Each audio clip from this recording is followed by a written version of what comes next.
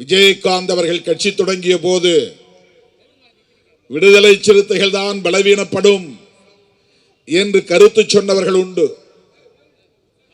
ஊடகங்களில் விவாதித்தவர்கள் உண்டு. ஆனால் விடுதலை சிறுத்தைகள் தனித்தன்மையோடு அதே வீரியத்தோடு இந்த களத்திலே தொடர்ந்து நீடித்து நிற்கிறது என்பதுதான் வரலாறு.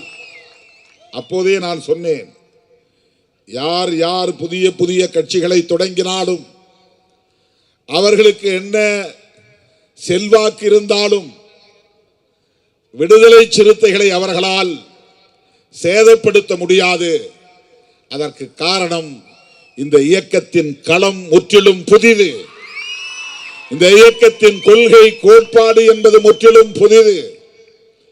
அந்த அடிப்படையில் தான் திருமாவளவருக்கும் இயக்க தோழர்களுக்கும் இடையிலான இணைப்பும் பிணைப்பும் இருக்கிறது. எனவே சினிமா கவர்ச்சியின் மூலமாக இந்த இளைஞர்களை எவராலும் திசை மாற்றிவிட முடியாது, மடை மாற்றிவிட முடியாது என்பதை அப்போதே நான் சொன்னேன்.